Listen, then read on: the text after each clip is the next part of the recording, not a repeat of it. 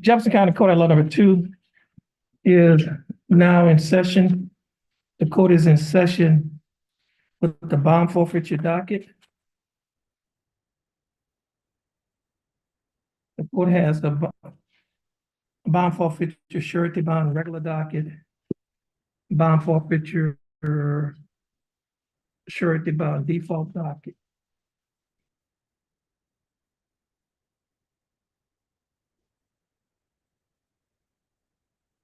State, are you ready? We are, Your Honor, and I would note for the court's edification that that surety docket is broken up in 2 different sections. It's in there twice. Okay, yeah. So it's well, it's twice or 3 times. We have some add-ons. Yeah, there's some add-ons that were on there. Yes, we are, Your Honor. We would ask on the surety bond regular docket. I believe that there's some bondsmen here that have some objections to the entry. So I was gonna let them present their contentions, and I'm not sure which ones that on. I believe that this Omar Madrano, are y'all contesting that one? Yes. Yes. Madrano. Omar Madrano, it's on there twice, Your Honor. I can see show it. you about where it is. I have one, I'm second to the bottom, Yeah, second from the bottom, and I see the other one, yes. about 12 Okay, from the bottom. yeah, okay. And I would note that he was arrested outside of the 180 days on both of the charges. So I don't know what their defense is. Okay, who's the bondsman?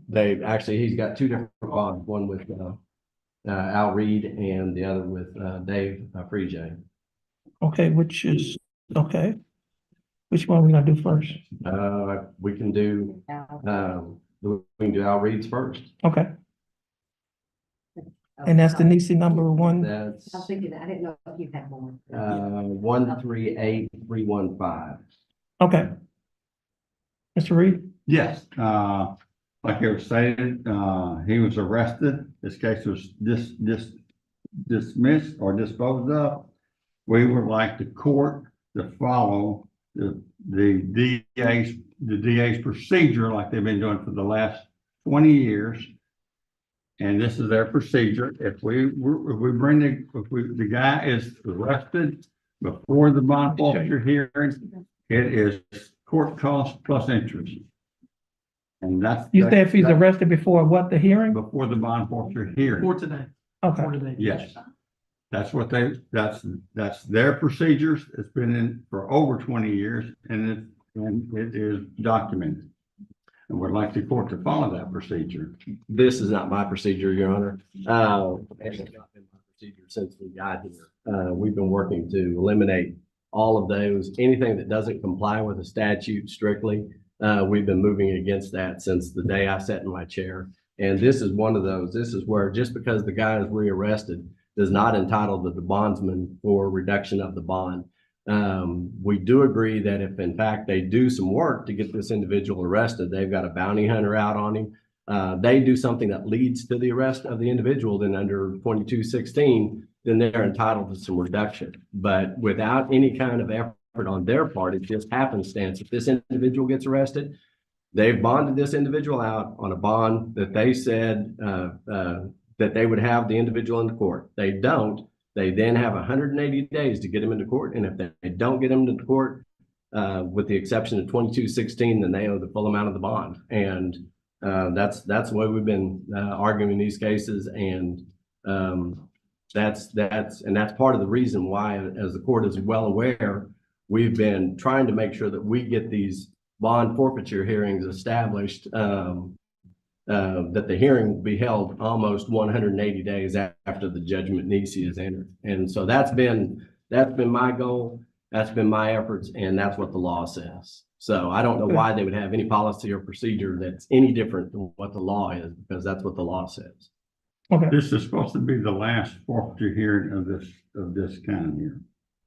This is the district attorney's office is well aware what the law is. They amended their procedures to streamline everything, but that is still in place with the DA's office. well. It was never adopted by any of the current DA or the predecessor DA. That's not you don't find anything written by either Bob Wortham or Keith Yeah. Giblin or myself for that matter. Yeah, because the I've been names that I see in this letter, you have a Assistant District Attorney Emily Ryan. I think she worked under Manus, Yes. District Attorney Manus, Steve Wiggins, Philip Babin, Tom Rugg. And well, okay, they put your name here and most recently assumed the duties of it. When the office began to assume the same practice currently. Yeah, you don't see my signature on that. And that was as of November. Speaking of, And that's when that was, this was Becky Yeah.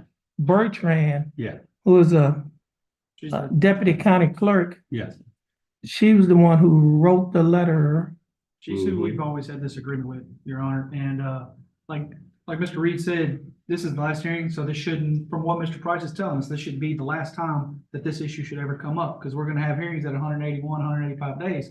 So I don't understand why he's even fighting over this if this isn't gonna happen anymore. Because like this guy, Mr. Madrano, I had 18 court dates with him, 18 before he missed court. At some point, am I gonna get some relief, just a little bit? I mean, I got him here 18 times and he missed once. I would, he's in custody, the case is disposed of, that's the biggest deal of a bondsman, is get him to court and get the cases taken care of, and they are arrested, taken care of, and now we're here and we're getting punished. Not punished, yes, taken care of. It's not punishment, Your Honor. It's the risk that they accepted when they issued the bond. They issued the bond knowing that if the individual's not in court, that 18th time, that's the one that can get them.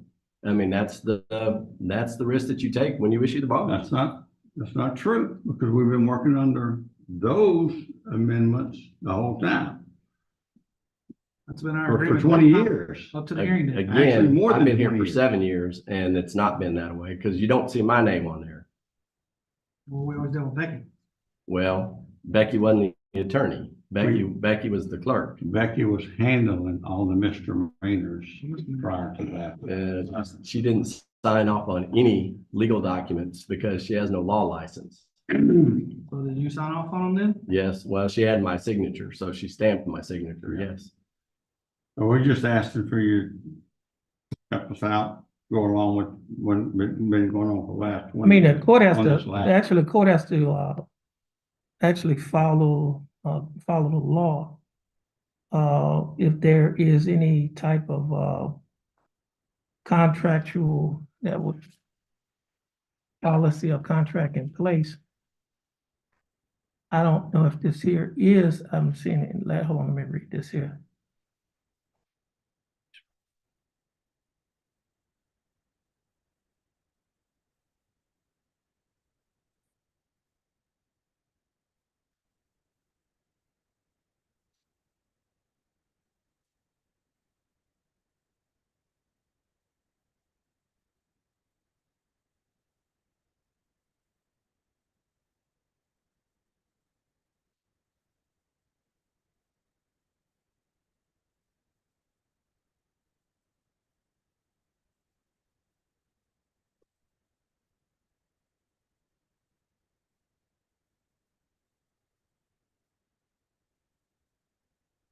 I might add that Judge Woods followed that procedure Oh. for the last one. Okay, well,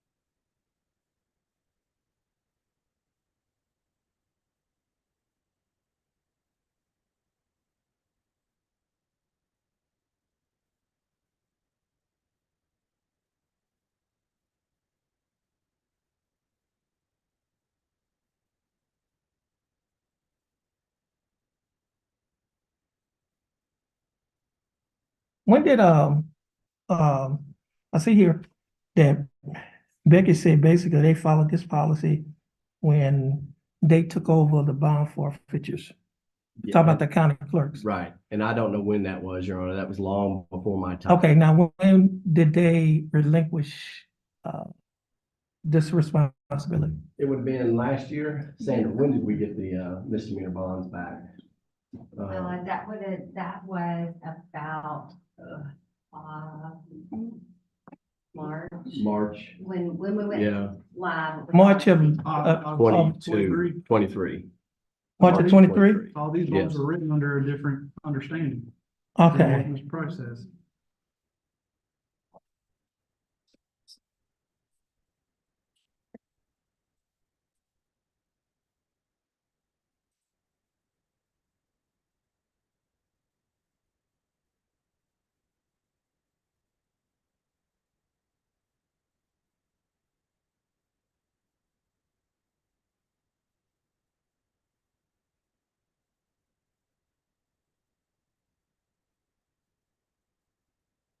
so in this policy, she's saying that once they receive, notice that a person was placed in custody either in or out of the state, then that was the date, as she said, that was the date the defendant was placed in custody. It was the date our office used to stop any interest accruing.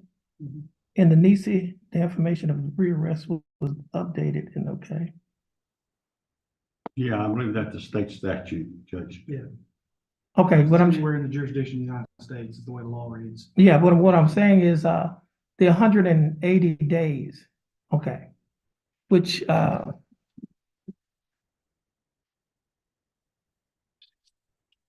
Madrona is well outside of the Yeah. 180 days. right. Yes. Now, what is the time limit on, just say, his Madrano case? Mhm. What, let's deal with that. We're gonna do them at one at a time. Okay, Okay, so just get a court, I guess, a little, update in terms of the dates when, the bond forfeiture occurred, the NICI, and then the person, I guess, when he was rearrested. okay, the NICI was issued on, and it's there on the court's docket. It shows that the NICI was issued on 12/15/2022. Let's see. That's when the NICI was issued. Okay, And then he was rearrested, 10/12, and you don't have. they don't that have a date You- on here. You don't have that date. That's the information that Yeah. they relayed We to. actually relayed that information. Yes, 10/12/23. Yeah, I don't have any proof of that, but, Okay. All I'm doing. well, that's kind of convenient when you provide it. Okay. Yeah, right here. Okay, so you said that was 10/12/23? Hmm? Yep, 10/12/23. No, they didn't Oh, send okay. us an email. Okay. So that's, Jefferson County. That's when he got to Jefferson County, Now, he got arrested. I'm not sure. I didn't backdate the original arrest. that route. Well, that one, we should have just served on there. That's for the Capias. No, it's, That's just the arrest warrant. When was it? should have served. Filed for record 10/15. Arrested Jefferson County, 13th of October 23. Oh, okay. when, it was I thought he was what date? arrested in Lubbock. That's when the sheriff's office served it. Oh, okay. So that'll be The his arrest. date Lubbock in Lubbock. County, Lubbock. Was County, 10/12/23? Is that? Yes, sir. That's what that, basically what that's. That's what it saying. says, it's 10/12/23. Yeah, Yes, sir. okay. Okay. So, let's see. So the 180 days would have been in June, Yeah, about June 14th, well, Uh, May 14th. May. Yeah, Okay. that's December 15th, so 6 months onto that would go into May. Yeah. Yeah, Maybe 'cause somewhere around. you're counting half of December, but either way, it doesn't matter. Yeah, I'm just counting like Right. 1 month, the first month is gonna be January, February, March, April, May, June, 6 months, 180 days. Yeah.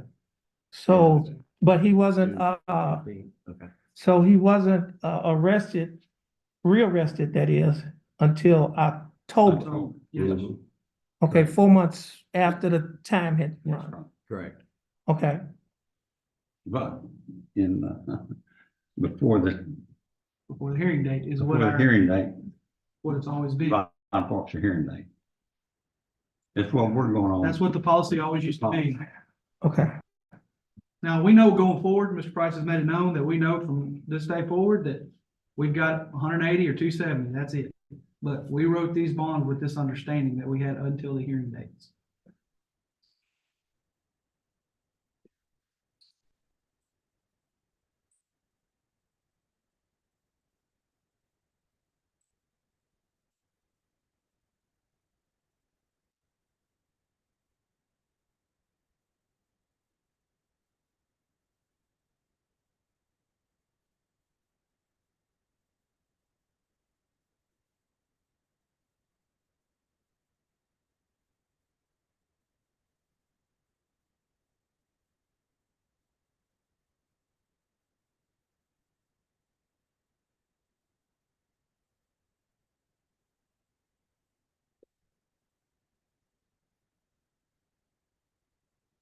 now let me ask you, here, are you saying that under this portion, this part of the policy that talked about remitters? Yes, sir. So you're saying that, I'm gonna just read verbatim, remitters can be done after rearrest, but before docket for court calls, rearrest calls, and interest from day of, and then just have a. Yeah. Somebody wrote in day of. Yeah. And then the judgment nisi to and including the date of rearrest. Yeah. So you're saying that's the policy that was in place? Yes, sir. And we're glad to pay the court costs and the interest. We're not disputing that. So basically, Becky, she did this so there was no more motion for remitters. There's no more hearings, extra hearings with y'all. As long as we got them arrested before the hearing date, we agreed to it. So there wasn't none of us going back filing new motions. Okay, how long have you been doing the bonds? 7 years. Now, has this ever come up? It hasn't on felonies. Well, if it did, I didn't know it, Your Honor. I didn't recognize that that's how we were doing it, on misdemeanors. I did not realize that's what was occurring because I was always looking at 2216 going. Well, I You only understand get that, but I think Right, what I they, was only looking at the law, not what I think they Becky had kinda- been doing. right, I think they kind of saying that they was relying Mhm, on the policy. right. And I guess, that and may in very essence, well been the case, which it didn't. yeah. I didn't know what was going on, Your Honor. Which to his defense, that policy was in place before him, so he Oh, I might under- not even known. I about it. understand that. Yeah. And then Becky them was doing it, was Yes. handling the bonds. Yes. And then at some point, in 23, you actually, We Becky actually was took doing- over. Beck- Becky's Beck- out of it now. okay, yeah, Becky them was, I guess, handling it, I guess, kind of under your Right. supervision. Oh, yeah, it was under my supervision. Okay, okay. Yeah. But then and now, Becky Bertrand is no longer, and the county clerk's office is no longer handling this, Right. but the DA's office is Well, handling it. let me qualify that. There's parts that they still handle, like the issuance of the judgment nisi, getting those served on the bondsman. There's some other things that they still handle. They still handle the collection of the bonds. Some of those things are still handled by the clerk of the court. And we used to settle with Becky, not Quentin. Right. Well, I did not know that. The backlog would have been tremendously, and so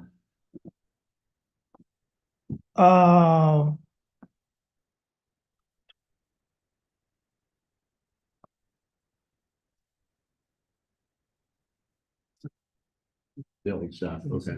And this is the last of the old misdemeanors, Judge. Okay, what I was thinking, Not like we're gonna be setting precedents going forward. Yeah. yeah, now let me ask you this now, when was the bond first written? Because I know at one time, This bond, I don't know. the one on, August 24 of 20.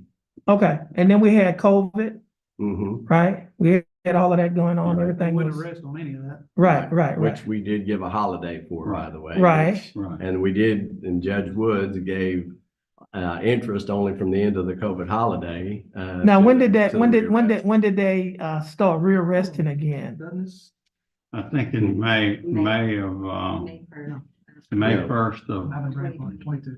May Oh. 1st of 22, COVID holiday ended for misdemeanors. May 1st of 21 for. Okay, felonies. okay. Okay, and this happened after that. Mhm. Okay, so that wouldn't affect that, okay. Uh.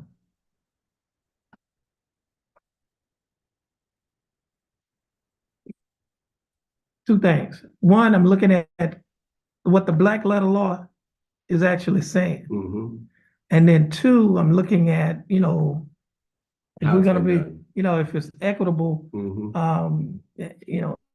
it's a kind of like they're relying on a policy to their detriment.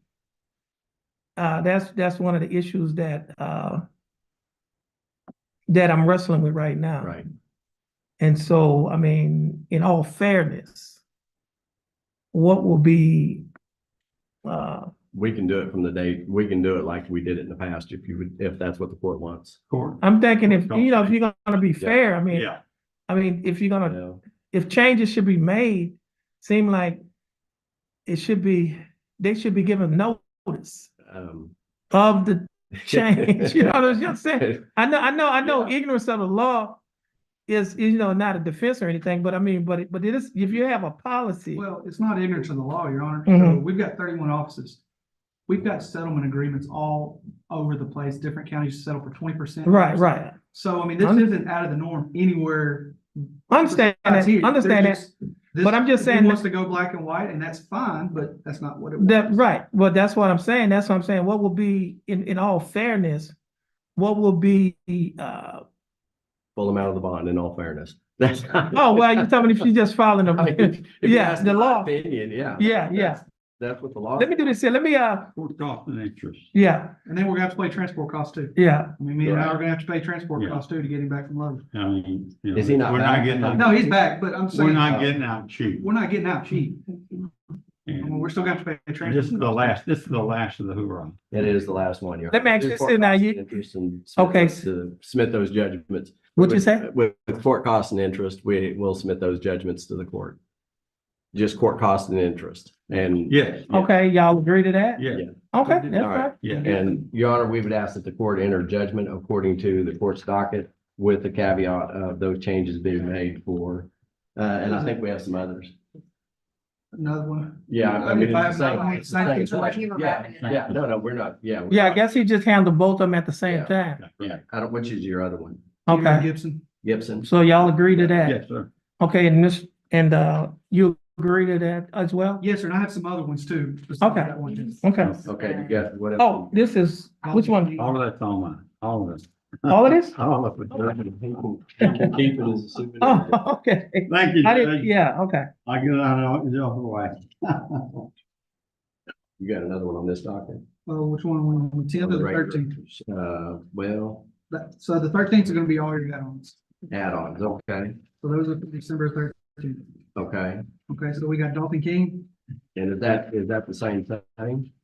Is No, Tierra Gibson under Lee that- Wilson is okay, going. So he's not been rearrested? Yes, he has. That's where I'm. Okay, I Okay, didn't know you were talking So about. he was in custody at the time of forfeiture in Iowa. oh, okay, Oh, Dalton okay, King. all right. that So one that should be court dismissed. costs. No, it should be dismissed. In custody at the No, time you of still do forfeiture. court costs. Mm-mm. Yeah, court costs because you only get a dismissal. If, I mean, just because he doesn't show up, you still have court costs. The forfeiture wasn't the cause of us. So it's a dismissal. okay. That one we'll disagree with, Your Honor. Hold on, let me do this here, let me do this Court here. cost On that, Hold on a minute. all right, and we're back on, Hold on a minute, let's see. I don't have I should bring my book with me, you know? I don't, but that falls under, Reason for exoneration. yeah, but it doesn't exonerate you if it's due to an arrest or in custody. Death at the time of, the exoneration, but the rest does not. But still, when we still give the, y'all didn't know where he was. I mean, if y'all would have canceled the hearing, then it wouldn't have been Nisi. No, they wouldn't cancel it. All right.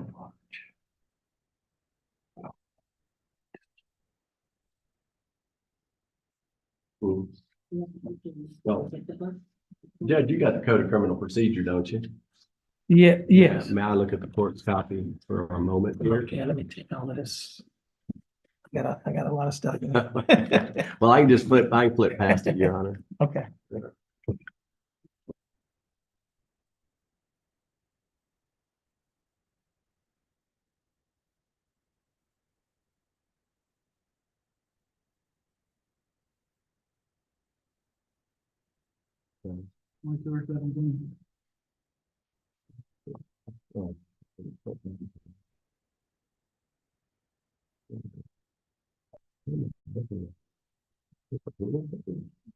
Now, there's several, the penal code is first Penal. and the code of criminal procedure is second.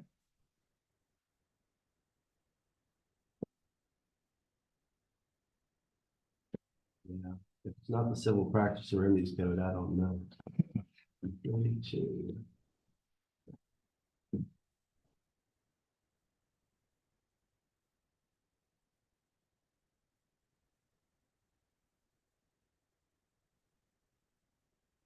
You said exoneration, that's what you said? Yeah, it's 2213? 13, yes, Your Honor. And if you look down under the arrest section.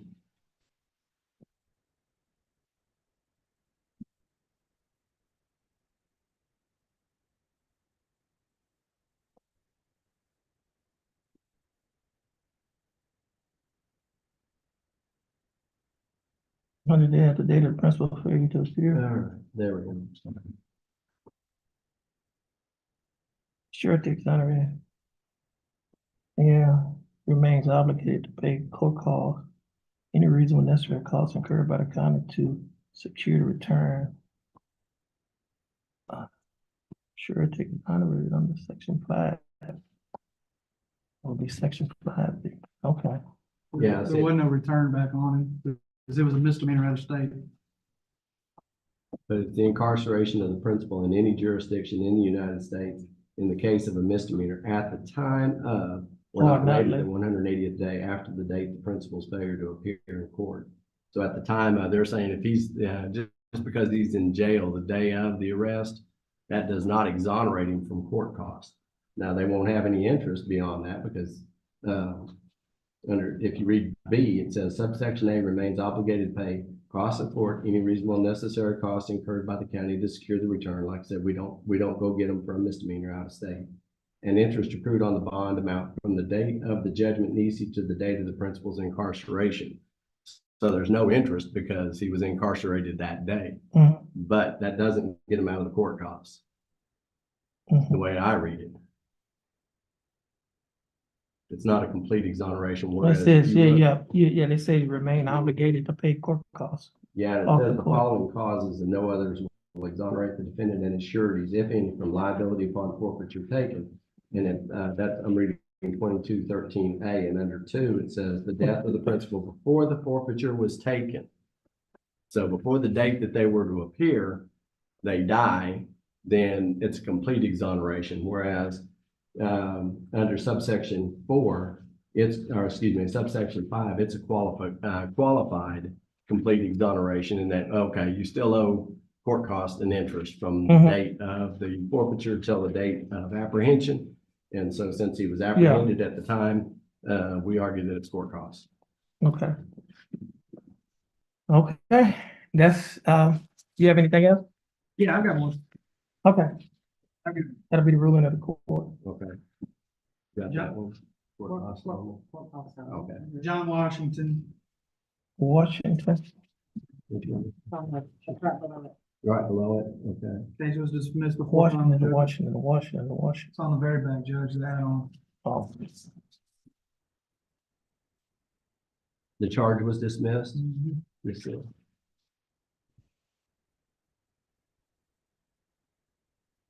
okay, John Scott Washington Jr.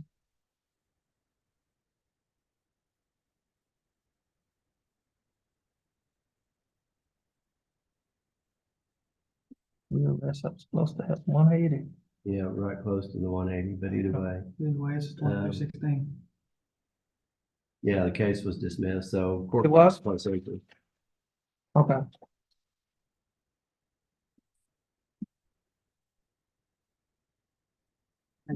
Mhm. Got that written down. Mhm. Okay. The next one's Kelly Graham on the 10th docket. Kelly Graham.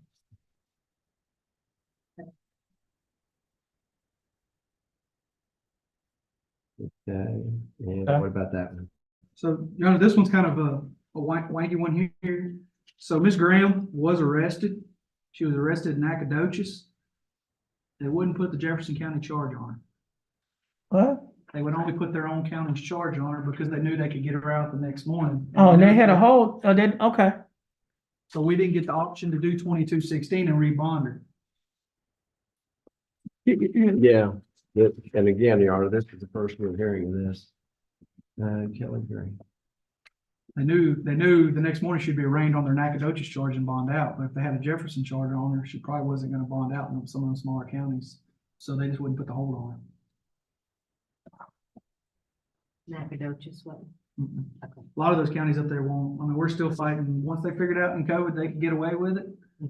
It's going on left and right. You should be filing a complaint against the sheriff with the state. Well, it's kind of hard to do and do business there. Not really. I mean, because that's who your complaint is with the, Nacogdoches County Sheriff's Office. I have an office there. Well, again, that's y'all's problem.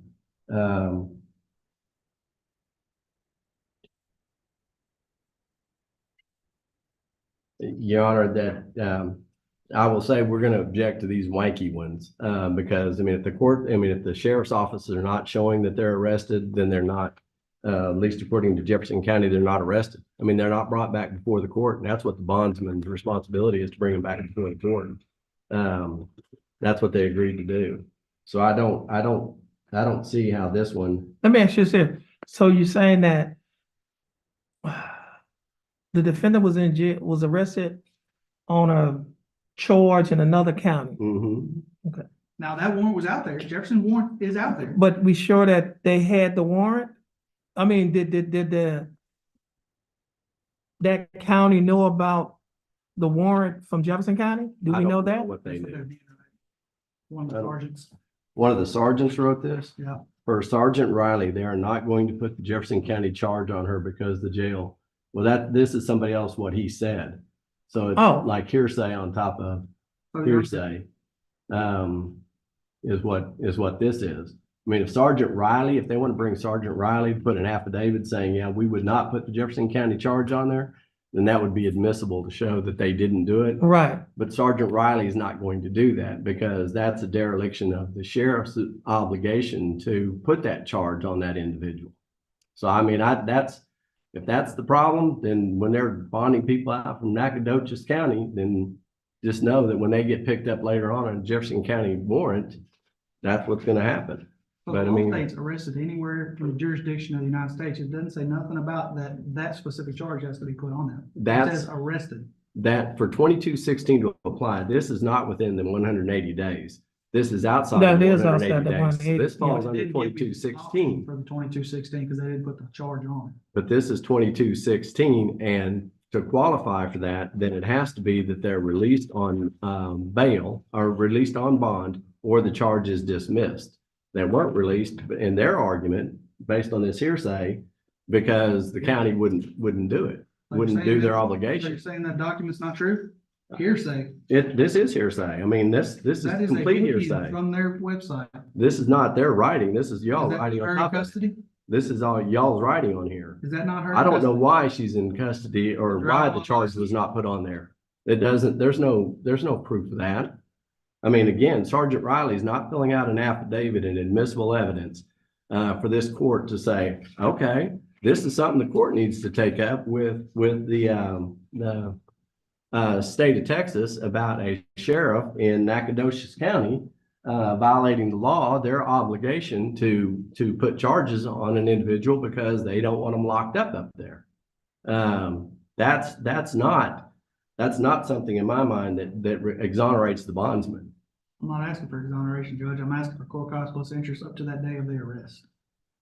Again, this only falls under 2216, and I don't see that as being under any of the categories. I mean, I don't see that's good cause for exoneration.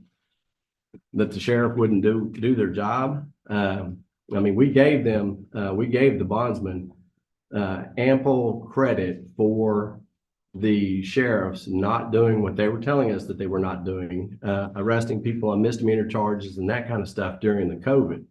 This is well past COVID. I mean, But this is it is, still the same situation? what's that? Is it still the same situation?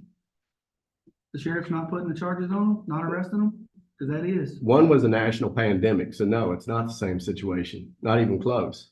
If the sheriff is not doing this, then the appropriate authorities need to be notified that the sheriff is not placing charges on somebody that they know exists, at least according to Sergeant Riley. That's what y'all are saying he's saying. So the court knows that one of their charges didn't get put on somebody. I mean, I don't know what else you want me to do. The court Judge. doesn't know that because we don't even have admissible evidence of that. That is the bookend sheet.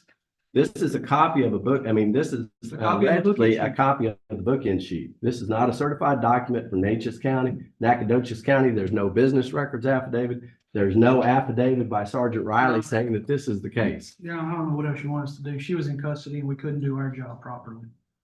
So I'm just asking for court cost plus.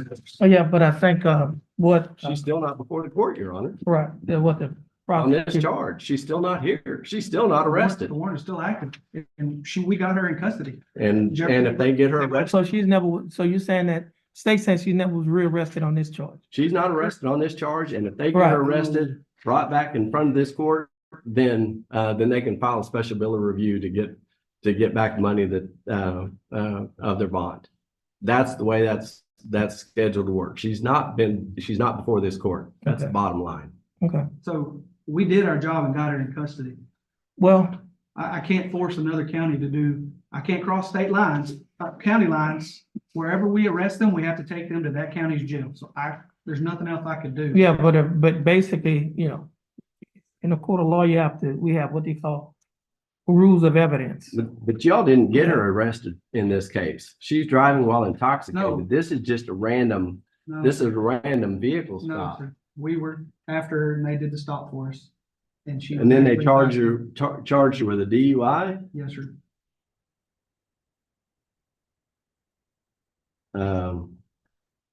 Again, Your Honor, my position is she's not before the court.